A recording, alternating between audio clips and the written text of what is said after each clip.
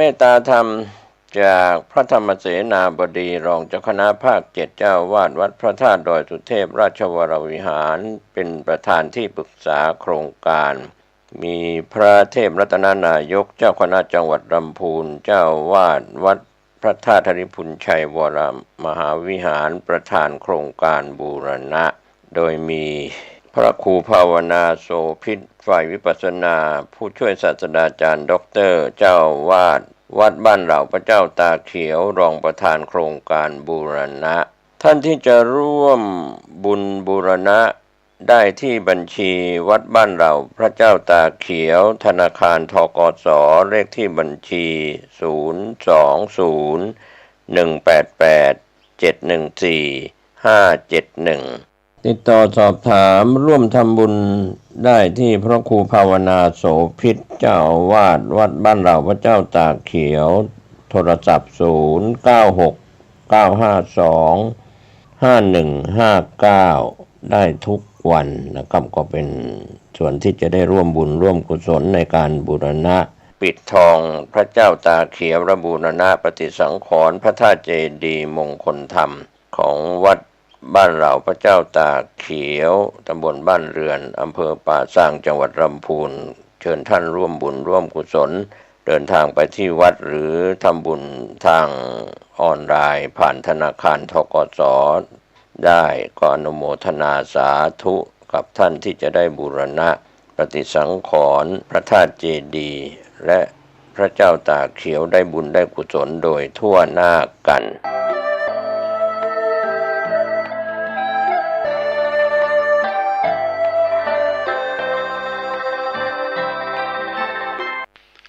ขอความนอบน้อมจงมีแด่พระรัตนตรัยเจ้าสามประการพระรัตนตรัยองค์ที่หนึ่งคือพระพุทธเจ้าพระรัตนตรัยองค์ที่สองคือพระธรรมเจ้าพระรัตนตรัยองค์ที่สามคือพระอริยสังฆเจ้าข้าพระพุทธเจ้าขอเคารพนบนอบกราบไหว้แตบไตไวสาคุณพระรัตนตรัยเจ้าถึงสามประการด้วยความเคารพสักการะเป็นอย่างยิ่งขอถวายความเคารพพระมหาเถรานุเถระเจ้าคณะพระสังฆาธิการครูบาอาจารย์ตลอดถึงพระภิกษุหนุ่มสามเณรน้อยจุตนจุองค์ขอเจริญพร ศรัทธาญาติโยมนักศีลนักบุญที่กำลังรับฟังรายการทุกท่านต่อจากนี้ไปอาตมาภาพพระครูปริยัติกิจจาภิวัตรสำนักวัดพระสิงห์อำเภอเมืองจังหวัดเชียงใหม่ขอน้อมนำเอาสารธรรมคติธรรมชาดกธรรมในทางพระพุทธศาสนามามอบเป็นธรรมบรรณาการอาหารใจ คือกับท่านสาธุชนทั้งหลายได้พินิจพิจารณาเนื้อหาสารธรรมคติธรรมชาดกธรรมทั้งหลายเหล่านั้นเพื่อที่จะก่อให้เกิดปัญญาปารมีธรรมน้อมนำมาประพฤติปฏิบัติอันจะก่อให้เกิดเป็นความสุขเป็นความสุขตึงทางกายเป็นความสุขตึงทางใจเป็นความสุขที่ยั่งยืนตลอดไปเพราะการประพฤติปฏิบัติของเราเป็นการประพฤติปฏิบัติที่ถูกต้องก่อนอื่นก็ขออนุโมทนาทางคลื่นสถานีวิทยุคลื่นพระพุทธศาสนาแห่งนี้ที่ได้ให้โอกาสอาตมาภาพได้เป็นผู้จัดรายการได้น้อมนำเอาความรู้ในทางพระพุทธศาสนามามอบให้กับท่านสาธุชนผู้ฟังทั้งหลายวันละประมาณ4-50 นาทีก็ถือว่าเป็นเวลาที่เหมาะสมท่านทั้งหลายได้ใช้เวลาประมาณเกือบชั่วโมงได้รับฟังเรื่องราว สาระธรรมอันเป็นประโยชนะต่อการดำเนินชีวิตบรรณักก็น้อยก็ถือว่าได้รับความกรุณาจากคลื่นสถานีวิทยุคลื่นพระพุทธศาสนาแห่งนี้ภายใต้การนำของท่านผู้อำนวยการตลอดถึงเจ้าหน้าที่ทุกฝ่ายทุกแผนกที่อำนวยความสะดวกเป็นกระบอกเสียงเป็นสะพานบุญเอานำเสียงเรียงนามของผู้จัดรายการผ่านทางคลื่นสถานีวิทยุคือท่านสาธุชนผู้รับฟังรายการที่อยู่ตามบ้านก็จะได้ฟังแล้วก็จะได้พิจารณาไปด้วยสุสุสังรพเตปัญญังการฟังเรื่องที่ดีย่อมเกิดสติปัญญาเกิดคุณงามความดีเกิดมงคลต่อชีวิตเฮาถ้าไปฟังเรื่องราวที่บ่มีสาระการนินทาเจ้าบ้านการว่าคือคนปุ้นคนเพ่เอาไปเอามาก็นินทาตุเจ้าแหมนะก็พยายามละพยายามเลิกพยายามบ่เข้าไปเกี่ยวข้องในการนินทาคนอื่นเฮาก็ฮู้ว่าในโลกใบนี้นะในโลกใบนี้บ่ว่าจะเป็นการได้ลาภเสื่อมลาภได้ยศเสื่อมยศนินทาสรรเสริญสุขแล้วก็ทุกข์นะธรรมะถึง4กู้8ประการนี้เป็นของกู้กับโลกเฮาเรียกว่าโลกธรรมบ่สามารถที่จะหือหมดไปจากโลกได้บ่สามารถที่จะฮือทุกคนที่อยู่ในโลกนี้พ้นจากเรื่องต่างหลายเหล่านี้ก็คือการได้ลาภเสื่อมลาภการได้ยศเสื่อมยศการนินทาการถูกนินทาการถูกกล่าวสรรเสริญเยินยอแล้วก็ความสุขกับความทุกข์เป็นวิถีชีวิตของทุกคนที่จะได้รับบรรณักก็น้อยคนเปิ้นห้องว่าคนฮักเต้าผืนหนังนะคนจังเต้าผืนเสื้อเพราะฉะนั้นเสื้อจะใหญ่กว่าหนังเพราะฉะนั้นก็ธรรมดาการได้รับการนินทานั้นจะทุกคนจะได้รับนักกว่ากรรมสรรเสริญเยินยออันนี้ก็ถือว่าเป็นโลกธรรมเนื้อศรัทธาญาติโยมวกเข้ามาหาหมู่เฮาท่านทั้งหลายแห่งกรรมหนึ่งนะว่าการรับฟังเป็นเรื่องที่ดีนะสิ่งใดที่เฮาเคยฟังแล้ว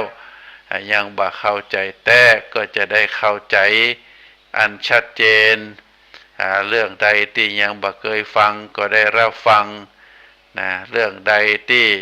ยังบ่ได้จดจำก็จะได้จดจ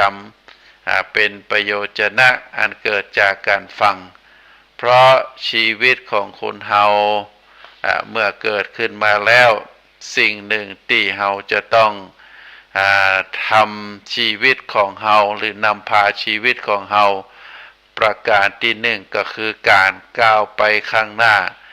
ก้าวไปสู่คุณงามความดีนำพาชีวิตของเฮาพัฒนาไปด้วยการเรียนรู้ด้วยการศึกษาเรียกว่านำชีวิตก้าวไปข้างหน้าด้วยคุณงามความดีด้วยความเจริญรุ่งเรืองเฮาบะนำพาชีวิตของเฮาไปสู่ความตกต่ำความทดถอยการเข้าไปสู่มุมอับมุมมืดของชีวิตเฮาบะทำจะนั่นแต่เฮานำพาชีวิตของเฮาก้าวไปข้างหน้าด้วยความมั่นคงด้วยความมั่นใจด้วยคุณงามความดีด้วยสติปัญญาอันนี้แสดงว่าเฮานั้นฮักชีวิตของเฮาฮักตัวเก่าของเฮาแต่ถ้าผู้ใดบันนำพาชีวิตบ่พัฒนาชีวิตก้าวไปข้างหน้าแต่ด้วยการนำพาชีวิตให้ถอยหลังให้เข้าสู่มุมอับให้เข้าสู่มุมยากจน ทำให้ชีวิตได้รับความทุกข์ได้รับความทรมานได้รับความยากได้รับความลำบากอันนี้ก็เป็นเจ้าของชีวิตเป็นผู้ทำเองนะประการที่สองเฮาจะต้องนำพาชีวิตของเฮานั้นมีติเกาะติกำนะกำเมืองเฮาเรียกว่ามีติเกาะติกำก็คือมีติปึ้งนะก็คือพยุงบ่ฮือหกล้มนะเพราะฉะนั้นการที่จะบ่ฮือชีวิตล้มเหลวหกล้มใดมันก็จะต้องมีเสาหลักในการเกาะในการกำของชีวิตของคนเฮาประการที่หนึ่งเฮาก็จะต้องยึดนะผู้รักผู้ใหญ่ที่เฮาเคารพนับถืออันมีพ่อมีแม่มีปู่ย่าตายายมีผู้บังคับบัญชานะเป็นเกราะป้องกันจะต้องเปิ้งปาอาศัยเปิ้นแล้วก็แหมประการหนึ่งอันนี้เป็นเกราะตั้งนอก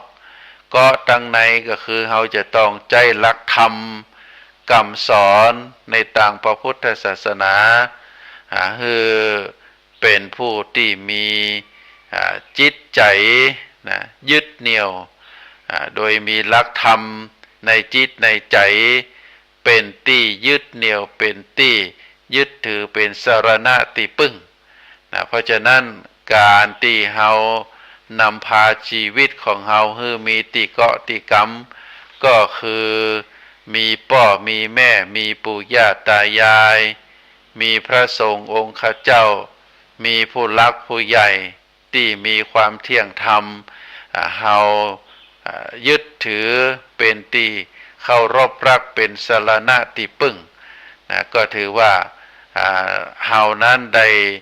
มีชีวิตตัวตนเฮามีที่จังที่เปิ้งมีที่เกาะที่กำแล้วก็ที่เปิ้งไปในของเฮาก็คือจิตใจมีหลักธรรมเป็นที่ยึดเหนี่ยวของจิตใจเป็นที่สรณะที่เปิ้งได้พระพุทธองค์ได้กล่าวในที่ในพุทธประวัติพระพุทธองค์ได้กล่าวว่าในวิถีชีวิตของคนเฮานั้นจะต้องมีบุคคลเป็นที่เคารพเป็นที่สักการะเป็นที่บูชาเป็นที่เคารพนับถือยึดเหนี่ยวทางด้านจิตใจถึงจะมีความสุขถึงจะดำเนินได้หากว่าเฮามีบุคคลที่ได้ได้จาได้เจรจาได้สนทนาได้ขอความคิดหันก็ถือว่าเป็นสิ่งที่ยอดเยี่ยมเพราะเฮามีที่พึ่งมีบุคคลเป็นที่พึ่งแล้วก็นอกจากนั้นแล้วก็ใจรักธรรมคำสอนในทางพระพุทธศาสนาเป็นที่ยึดเหนี่ยวทางด้านจิตใจเอาพระธรรมคำสอนเป็นอาหารใจเป็นอาหารใจที่ทำให้ใจนั้นมีความกระชุ่มกระชวยมีความบากบั่นมีความมุ่งมานะพยายามที่จะประกอบคุณงามความดีประการต่อมาก็คือเฮาจะชีวิตของเฮานั้นเฮาจะต้องมีที่เก็บที่สะสมคำว่าเก็บหรือเป็นที่สะสมนั้นก็คือจะต้องสะสมคุณงามความดีสะสมบุญสะสมกุศลสะสมคุณงามความดีเป็นเสบียงในการเดินทางเพราะฉะนั้นสิ่งสำคัญที่สุดของชีวิตของหมู่เฮาก็คือจะต้องมีก้าวมีเกาะมีเก็บก้าวก็คือนำพาชีวิตก้าวไปในข้างหน้ามีความเจริญรุ่งเรืองโดยการพัฒนาตัวเก่าเองพัฒนาตัวเฮาเองการพัฒนาทางด้านร่างกายการพัฒนาทางด้านร่างกายก็คือมีร่างกายแข็งแรงแล้วก็ได้รับการฝึกฝนมีความรู้ความสามารถทางด้านไฟฟ้าความสามารถทางด้านเทคโนโลยีความสามารถในทางด้านเครื่องกลในทางด้านเครื่องยนต์เครื่องจักรกลช่างไม้ช่างก่อสร้างช่างเชื่อมอย่างอีเป็นต้น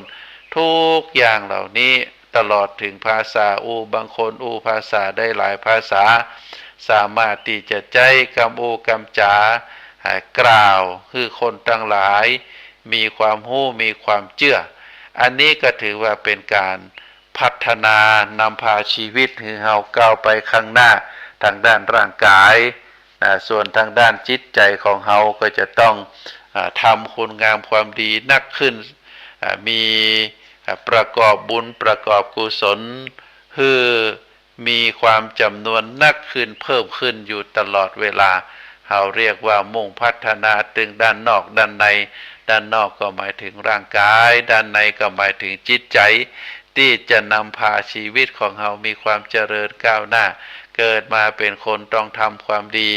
เกิดมาทั้งทีต้องเอาดีให้ได้ส่วนประการที่สองก็คือจะต้องมีติเกาะติกรรมชีวิตของคนเราจะยืนอยู่โดยลำพังบ่ได้ต้องมีติปึ้งต้องมีติเกาะต้องมีติกรรมเพื่อที่จะบ่ให้ชีวิตเฮานั้นได้หกล้ม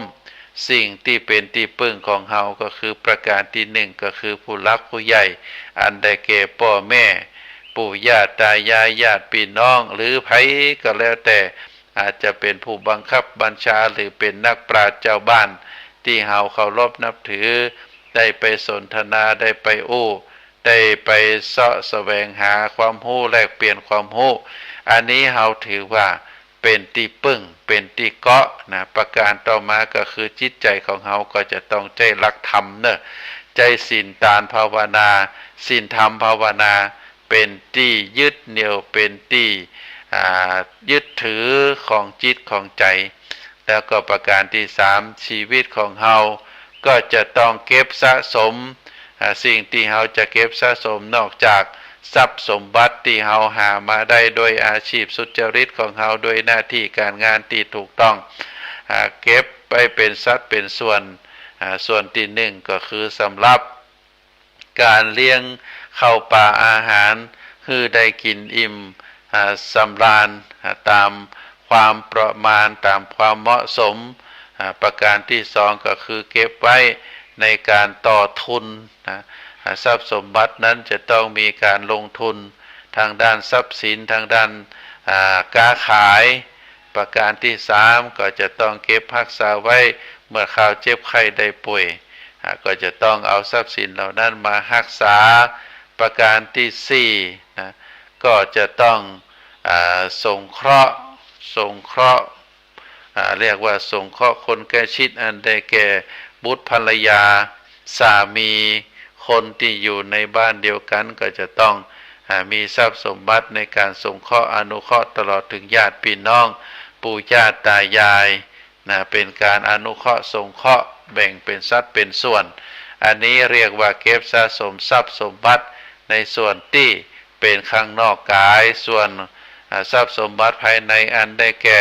สะสมคุณงามความดีสะสมบุญกุศลสะสมเสบียงในการเดินทางอันจะไปสู่ภพภูมิในวันต่างหน้าเฮาก็จะต้องมีคุณงามความดีเป็นติจังติปึ่งเนอะก็จะได้มีความสุขใจสุขกายไปในตัวเองท่านสาธุชนทั้งหลาย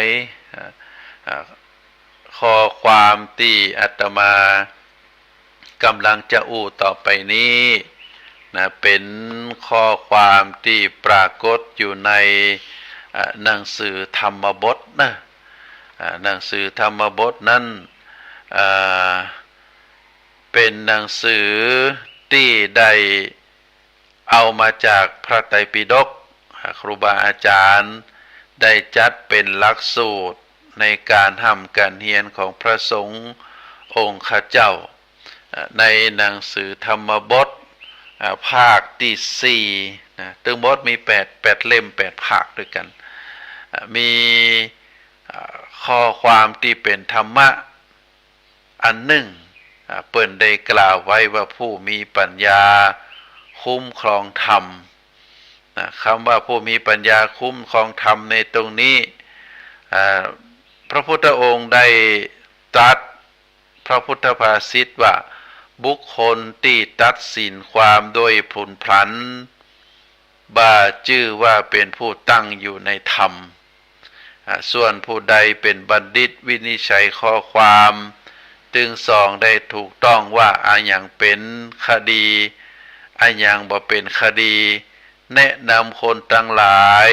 ไปโดยธรรมโดยสุจริตบ่พลุนผันผู้มีปัญญานั้นเป็นผู้คุ้มครองธรรมเรียกว่าเป็นผู้ตั้งอยู่ในธรรมเพราะฉะนั้นคำว่าผู้ตั้งอยู่ในธรรมตรงนี้ก็คือจะต้องมีธรรมะอยู่ในจิตในใจนะมีธรรมะอยู่ในจิตในใจแล้วก็มีการประพฤตินะธรรมที่ถูกต้องโดยเฉพาะความยุติธรรมความซื่อสัตย์สุจริตถ้าบุคคลใดที่ใดประพฤติปฏิบัติได้ถูกต้อง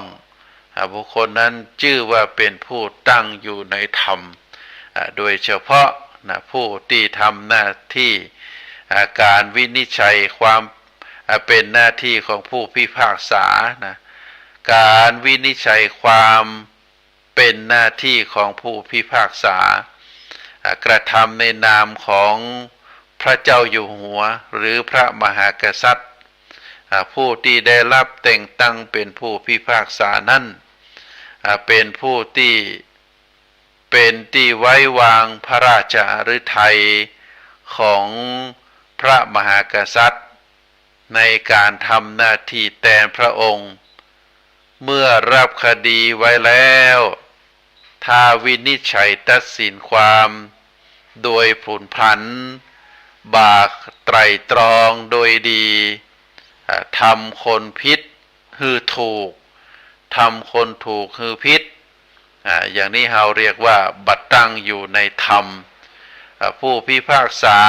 ที่บัตรตั้งอยู่ในธรรมนั้นเป็นอันตรายอย่างยิ่งเพราะ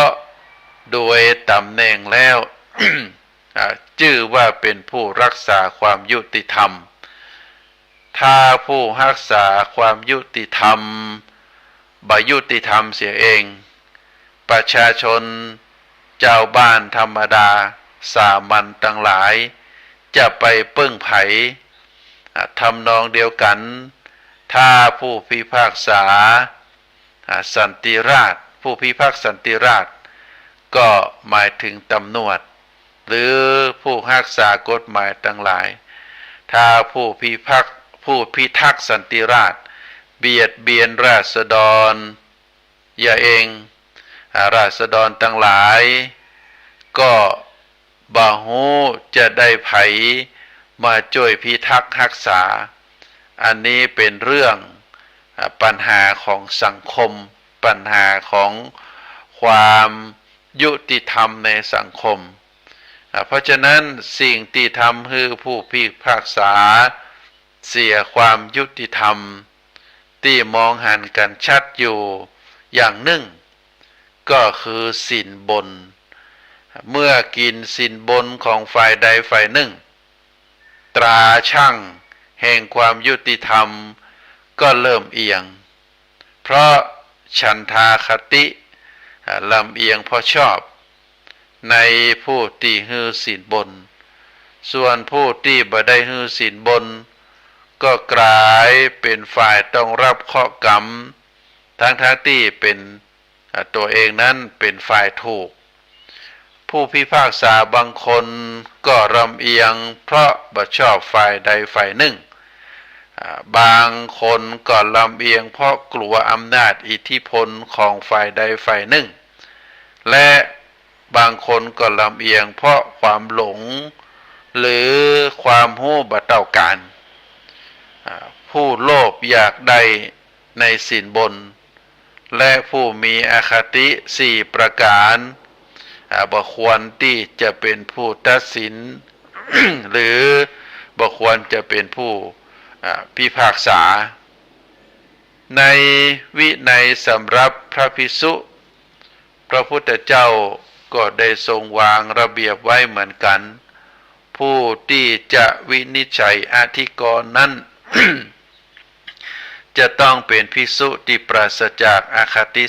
4หู ฮู้ว่าไอ้อย่างเป็นอธิกรณ์ไอ้อย่างบ่เป็นอธิกรณ์ส่วนผู้ใดเป็นบัณฑิตฮู้ว่าไอ้อย่างเป็นคดีไอ้อย่างบ่เป็นคดีวินิจฉัยความได้ถูกต้องโดยบ่พลุนพลันแต่วินิจฉัยโดยธรรมด้วยสุจริตบ่กินสินบนผู้นั้นเรียกว่าผู้มีปัญญาคุ้มครองธรรมเป็นผู้ตั้งอยู่ในธรรม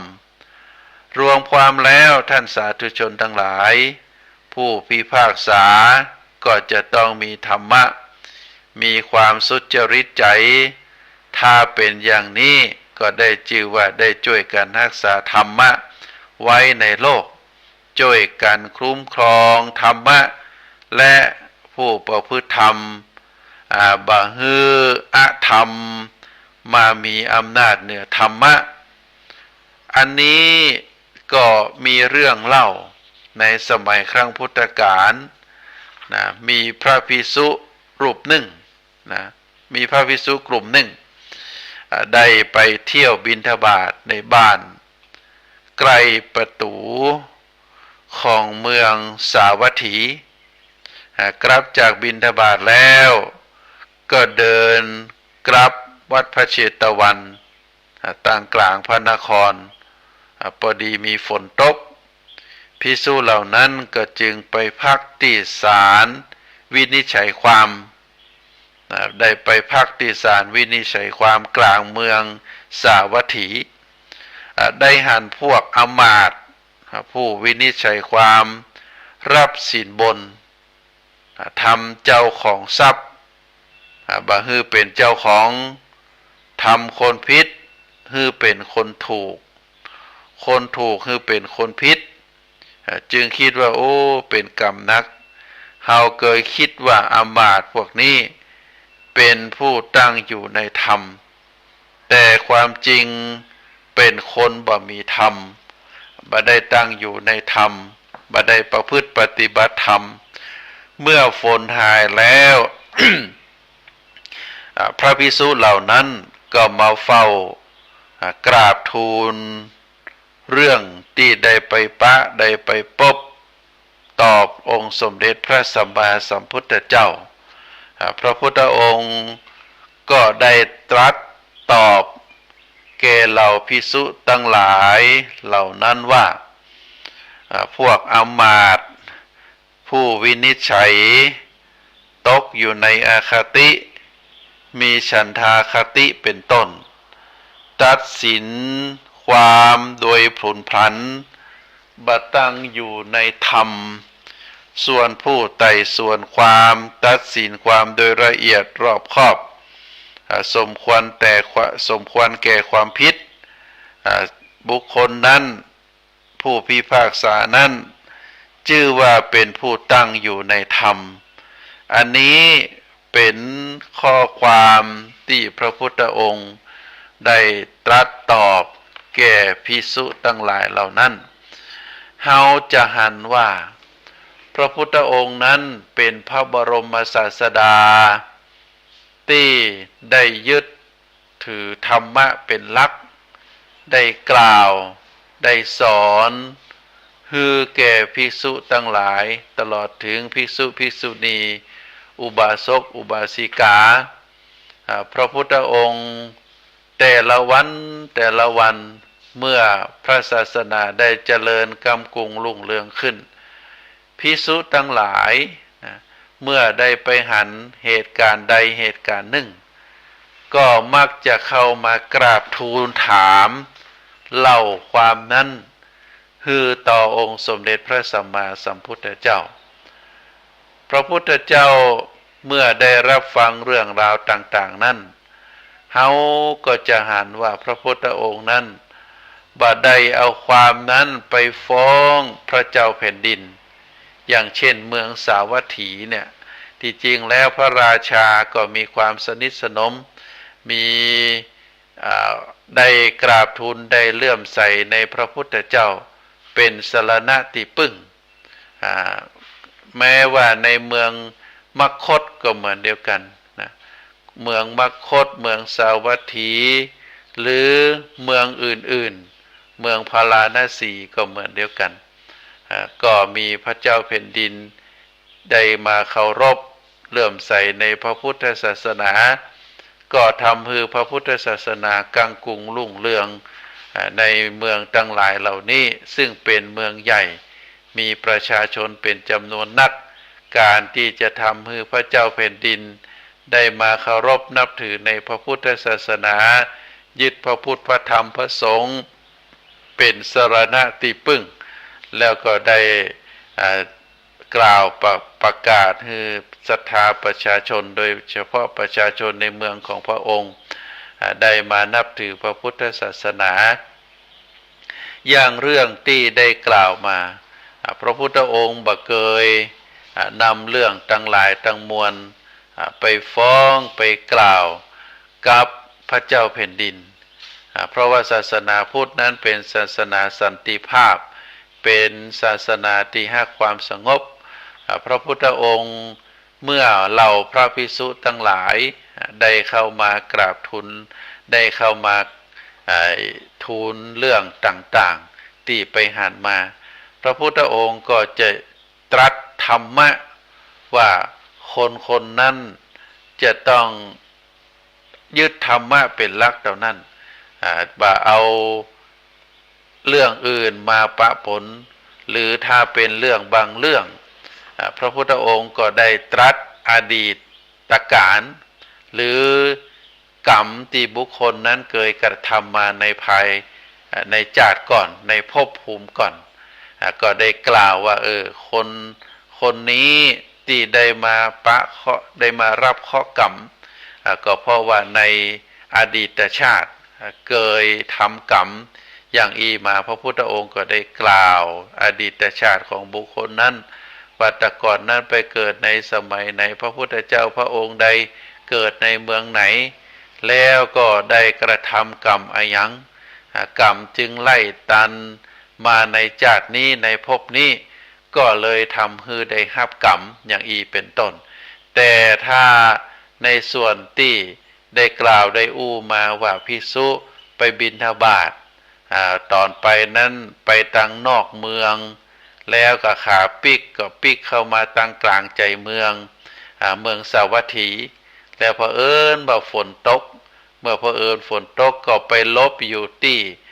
ศาลตัดสินคดีความในเมืองแล้วพอว่าได้หันผู้พิพากษาได้หับสินบนก็ได้ว่าความบ่ถูกต้องก็คนที่ลักทรัพย์ที่ได้จับมาลักทรัพย์แล้วก็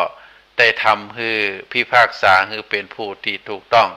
ส่วนเจ้าของทรัพย์ที่ได้ถูกลักทรัพย์ไปแต่บ่ได้ให้สินบนกับผู้พิพากษา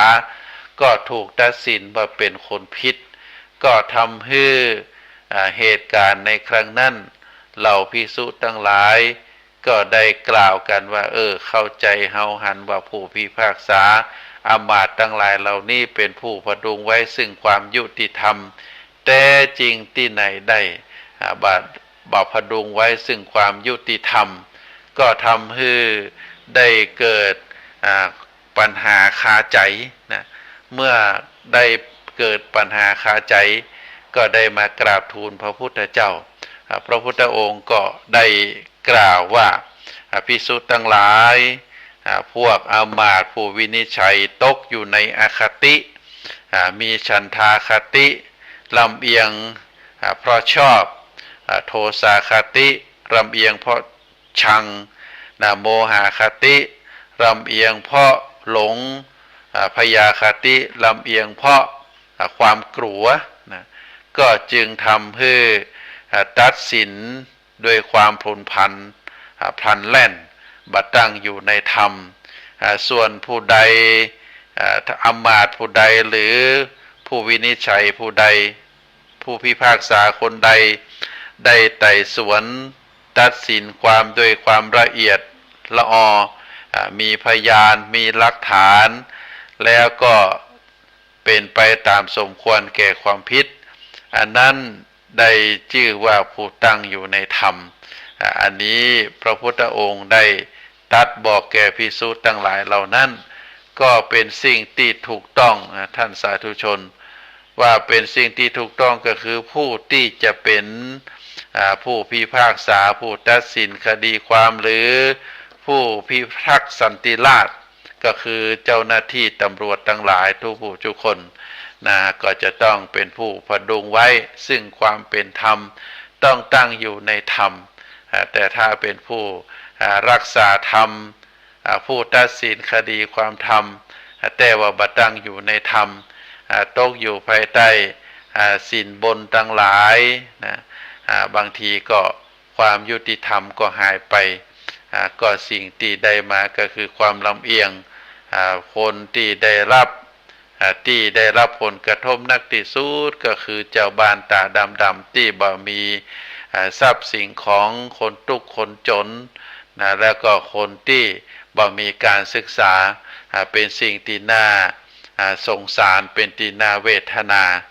แต่ว่าเรื่องทั้งหลายนี่บัจจัยเกิดในโลกปัจจุบันนะสถาญาติโยมโลกปัจจุบันนี้ถ้าเขาถามว่าในประเทศโดยเฉพาะประเทศไทยเขาถามว่าศาลมีกี่ศาลผู้พิพากษานั้นอยู่ในศาลกี่ศาลมีศาลอะไรอย่างพ่องแต่ละวันก็มีคดีความนักเหลือเกินเฮาบ่ฮู้ทั่วแต่ว่าการตัดสินนั้นเฮาก็เข้าใจว่าศาลนั้นพดุงไว้ซึ่งความยุติธรรมแต่เมื่อเฮาก็ได้ยินโดยเฉพาะคดีความใหญ่ๆคดีความใหญ่ๆที่ทางสื่อมวลชนได้เอาออกมาตีแผ่หรือนักข่าวได้ไปเจาะเชิงลึกในการเสียชีวิตก็ดีในการได้รับการตัดสินก็ดีบางทีบางครั้งที่เราได้ยินว่าเป็นแพะระบาปก็ทำให้คนที่บ่ผิดนั้นถูกตัดสินว่าผิดไปอยู่โดนจองจำอยู่ในเรือนจำส่วนผู้ที่กระทำผิดได้ออกมาโลดแล่นอยู่ในสังคมเหมือนกับบ่ผิดอย่างบางทีก็อย่างที่ข่าวมา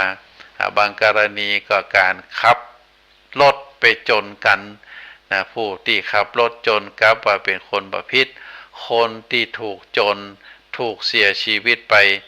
ก็เป็นคนผิดอย่างเป็นต้นอันนี้โดยสามัญสำนึกโดยเรื่องราวแล้วเฮาก็เข้าใจว่ามันบ่เป็นความยุติธรรมอย่างเป็นต้นเพราะฉะนั้นก็ฝากศรัทธาญาติโยมสิ่งสำคัญที่สุดที่เราจะต้องระมัดระวังก็คือทุกสิ่งทุกอย่างนั้นเฮาบ่ฮือเกิดกับตัวเฮาบ่ฮือเกิดกับพ่อกับแม่เฮาพยายามหลีกหนีที่สุดพยายามหลีกเลี่ยงที่สุดแต่ว่าถ้ามันเกิดขึ้นก็ต้องใจสติปัญญาต้องใจสติปัญญาต้องระมัดระวังแล้วก็ฮือเป็นไปตามธรรมนองคลองธรรมผิดก็คือผิดถูกก็คือถูกเพราะนั้นก็ฝากศรัทธาญาติโยมได้มีความรู้ในการประกอบเรื่องราวที่เกิดขึ้นเพื่อที่จะหากว่ามันเกิดขึ้นกับตัวเฮาแล้วบางทีบางครั้งเฮาก็จะต้องระมัดระวังโดยสติปัญญาก็ขออนุญาตประชาสัมพันธ์ต่อท่านสาธุชนเพื่อเป็นการอนุโมทนาผู้ที่ได้ร่วมทำบุญทานข้าวสารเพื่อที่จะเป็นอาหารกลางวันถวายสมณเณรนักเรียนโรงเรียนธรรมราชศึกษาที่ได้มาเรียนหนังสือแล้วก็ลูกหลานเจ้าบ้านของปีของน้องของเฮาที่ได้รับการช่วยเหลือทางด้านอาหารกลางวันทางโรงเรียนได้ทำโครงการทานข้าวสารในวันเสาร์ที่19ที่วันที่19ในเวลา9 โมงท่านใดที่มีโอกาสก็ขอเชิญแต่ก็ขออนุญาตประชาสัมพันธ์ ผู้ที่ได้ร่วมทำบุญบางท่านก็มาตามด้วยตัวเก่าบางท่านก็โอนปัจจัยมานะก็ขออนุโมทนาบุญก็ขออนุญาตได้แจ้งนะก็ได้มีหลวงพ่อพระเดชพระคุณหลวงพ่อพระเทพสิงหวราจารย์เจ้าอาวาสวัดพระสิงห์นะพระเดชพระคุณได้ร่วมทำบุญ5,000 บาท ท่าน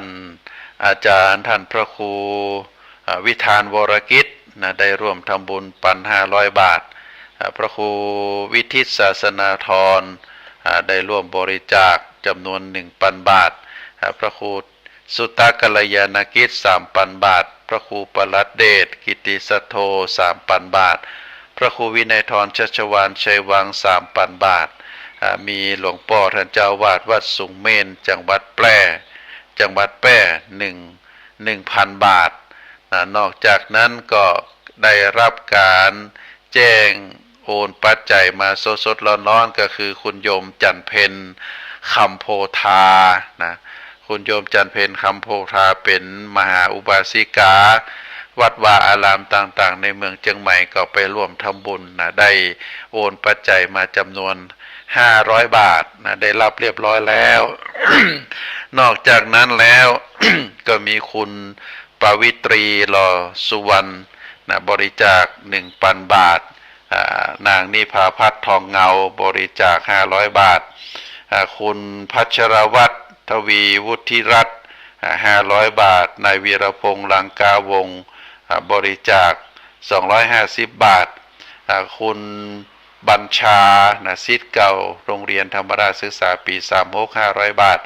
คุณวิจิตราได้โอนปัจจัยมา 1,000 บาทคุณ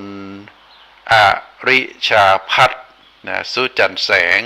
500 บาทคุณกัลยาทนันชัย500 บาทคุณกรเบิกบาน250 บาทคุณประกอบกิจ800 บาทคุณนิชาพัฒน์ยอดเพชร500 บาทคุณนิรันดร์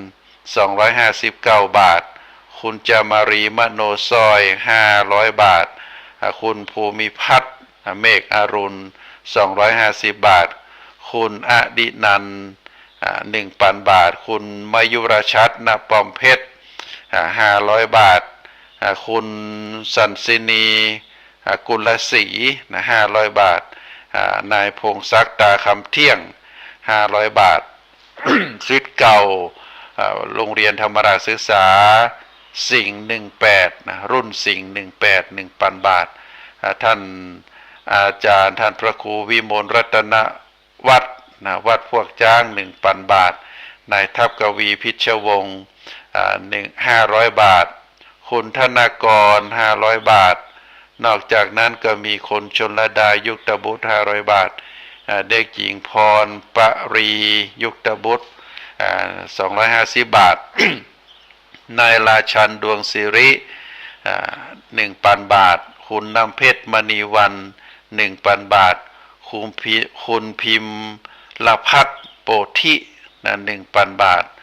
นอกจากนั้นก็มีท่านพระอธิการบุญชัยปัญญาธโร500 บาทพระอธิการดวงแก้วรัตนทีโป200 บาทคุณปาริชาติป้อมไทยทรง500 บาทคุณยุพินบัวคอม500 บาทนอกจากนั้นก็มีคุณกุลธิดาฟองมน250 บาทคุณรัชนีพรชัยแก้วเมจำนวน 1,000 บาทนางสาวสายสกุลฟองมุน250 บาทคุณสิริพรอินทนิเวศ200 บาทท่านอาจารย์พระอธิการปรีดาใจบุญเจ้าวาดวัดดอกเอื้อง 1,500 บาท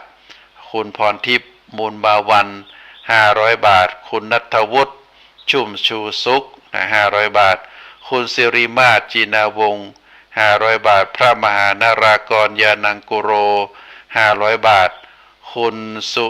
ธีราวงจักร250 บาทคุณยานิกาปันทอง500 บาทร้อยโทกันตพล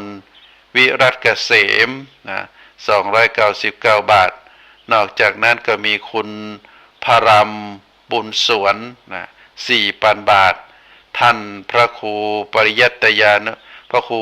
สิริปริยัตยานุศาสตร์นะวัดปันแหวนนะจำนวน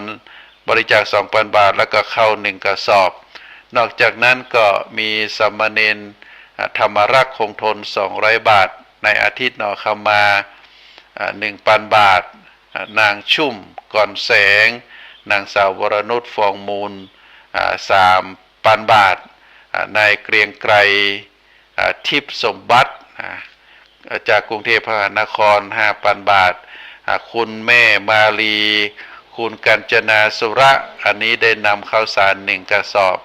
มาตาลคุณคริสเตียนคอปเปอร์คุณทัศนียาวังพฤกษ์10,000 บาทคุณยายดาราณเชียงใหม่พร้อมด้วยลูกหลานจำนวน 1,000 บาทคุณพันธรีคุณชาญวิทย์ชัยศิริพงศ์ชัยศิริวงศ์จำนวน 1,000 บาทคุณ4,000สุจันทร์แสง500 บาทคุณณัฐกันคุณณัฐกัน750 บาทนอกจากนั้นก็มีหลวงพ่อท่านพระครูบุญญากรวิโรธเจ้าอาวาสวัดพันเตาได้บริจาคจำนวน 5,000 บาทก็ขออนุโมทนาบุญกุศลท่านสาธุชนทุกท่านที่ได้มาร่วมทำบุญโดยการโอนปัจจัยมาก็ดีได้มาทานโดยตัวเองก็ดีซึ่งการทานข้าวสารนั้นจะมีในวันเสาร์ที่19ในวันเสาร์ที่19สิงหาคมเวลา9 โมงท่านใดที่ว่างก็ขอน้อมเจริญพรได้มาร่วมทำบุญกันก็จะมีบรรดาปออกไม่ออกครูบาอาจารย์ได้มาร่วมกันในเวลาประมาณ9 โมงโดยมีพระเดชพระคุณหลวงพ่อพระเทพสิงหวราจารย์หลวงพ่อเจ้าอาวาสมาเป็นประธานพร้อมกับพระภิกษุสามเณรที่ได้รับที่ได้เข้าร่วมโครงการได้ฉันภัตตาหารเพลก็จะได้มาร่วมอนุโมทนาคือกับศรัทธาญาติโยมทุกท่านที่ได้มาร่วมทำบุญในวันนั้นก็จะได้รับปอนหยาดน้ำหมายตาลก็ถือว่าเป็นการฮือตาลตามหลักธรรมของพระพุทธศาสนาที่พระพุทธเจ้าได้สอนไว้ผู้ที่ฮือตาลนั้นนอกจากจะมีจิตใจเต็มไปด้วยความเมตตาแล้วผู้ที่ฮือตาลนั้นก็ถือว่าได้กำจัดตนีความตนีความหันแก่ตัวอันอยู่ในจิตในใจคือเสียสละออกการได้ฮือตาลข้าวสารถือว่าเป็นปัจจัยหลักอาหารหลักในการรับประทานอาหารของคนไทยเฮาทุกผู้ทุกนามที่เกิดในเมืองไทยเฮาก็มีข้าวเป็นหลักนอกจากนั้นก็มีกับข้าวที่ได้มาเพิ่มมาเสริมมาเติมข้าวนั่นอาจจะเป็นข้าวสวยข้าวนั่นอาจจะเป็นข้าวหุงข้าวต้มก็แล้วแต่ก็ถือว่าเป็นข้าวต่างนั้นแล้วก็การรับประทานอาหารแต่ละครั้งก็ถือว่าช่วยกำจัดความหิวความหิวเป็นโรคอย่างยิ่งชิคชาปรมาโรคาความหิวเป็นโรคอย่างยิ่งเพราะฉะนั้นเราได้กำจัดความหิวกำจัดโรคออกไปจากบรรดาลูกพระลูกเนนตลอดถึงนักเรียนที่ได้เข้าร่วมโครงการเขาทั้งหลายเหล่านั้นก็จะได้ตั้งใจห้ำตั้งใจเรียนหนังสือด้วยความมุ่งมานะพยายามเมื่อสำเร็จการศึกษาแล้วก็จะได้นำความรู้ไปประกอบอาชีพการงานตามสภาพตามกำลังของแต่ละคนเมื่อในวันข้างหน้าได้ทำการทำงานแล้วก็จะได้สร้างสรรค์สังคมสร้างสรรค์ประเทศคือมีความเจริญรุ่งเรืองต่อไปแล้วก็จะได้ช่วยเหลือคนอื่นต่อไปซึ่งเป็นผู้ที่มีน้ำจิตน้ำใจพ เพราะว่าตัวเองนั้นเคยได้รับความช่วยเหลือจากศรัทธาญาติโยมจากทางโรงเรียนเมื่อสำเร็จการศึกษาก็ได้นำความรู้ไปช่วยเหลือคนอื่นซึ่งก็ถือว่าเป็นนโยบายที่เป็นโรงเรียนการกุศลของวัดคือคนนั้นได้ช่วยเหลือซึ่งกันและกันก็จะได้เป็นคนที่มีคุณภาพเป็นคนบาหันแก่ตัวเพราะฉะนั้นศรัทธาญาติโยมทั้งหลายการได้ฮือตานข้าวสารชื่อว่าเป็นการฮือชีวิตฮือเลือดฮือเนื้อเนี่ย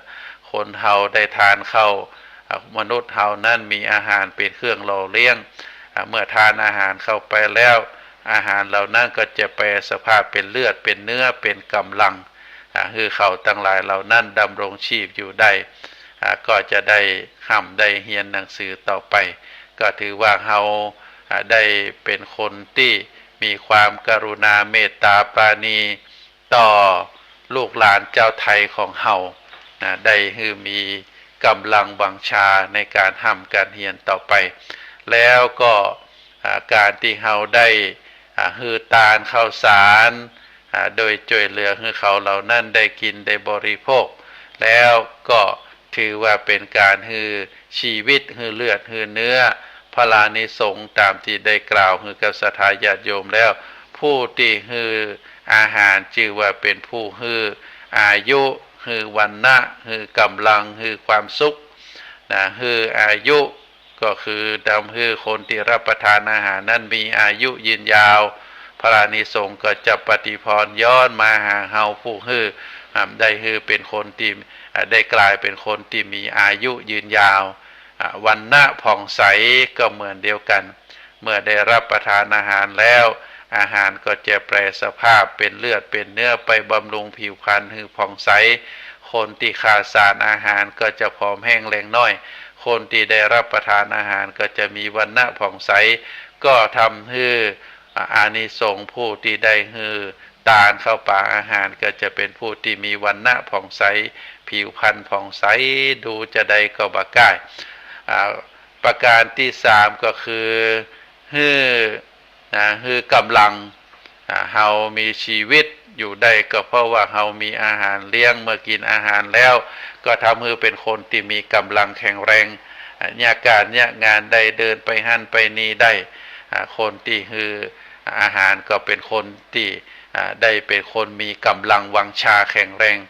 บ่มีโรคภัยไข้เจ็บเบียดเบียนแล้วก็เป็นความสุขเนอะการได้รับประทานอาหาร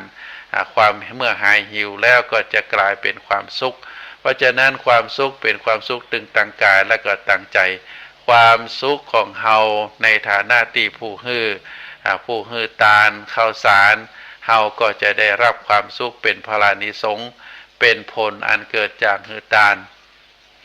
ความเจ็บไข้ได้ป่วยก็จะลดลงการประสบเคราะห์ภัยก็จากใหญ่